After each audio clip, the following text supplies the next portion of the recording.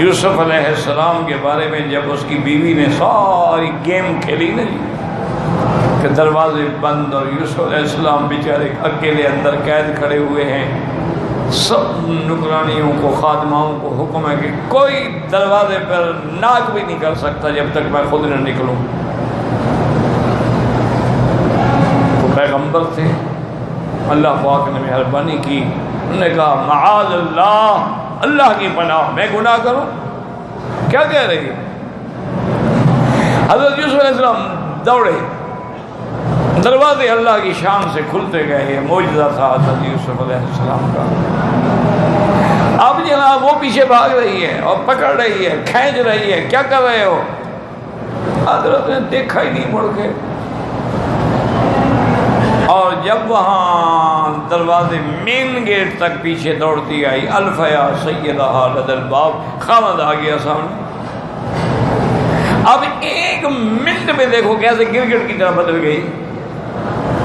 قال ما جزاء من اراد باهلك سوءا الا ان يسجن او عذاب الیم، کہ عزیز اس بندے کی کیا سزا ہے جو تیری بیوی پر ہاتھ ڈالے، اس کی عزت سے کھیلنا چاہے، اس کو جیل میں ڈال دو یا عذاب دردناک دو کہ اسے مجھ پہ ہاتھ ڈالا۔ پہلے عشق کا یہ عالم ہے کہ بھاگ رہی ہے، اب جب خاوند سامنے آ گیا تو اب وہ مجرم بن گیا۔ یہی ہوتا ہے عشق میں، لڑکیاں نکل جاتی ہیں، جب پکڑی جاتی ہیں جناب اور 2-3 چھتر لگتے ہیں تو پھر کہتے ہیں نہیں کوئی عشق مشق نہیں، مجھے تو زبردستی لے گیا تھا۔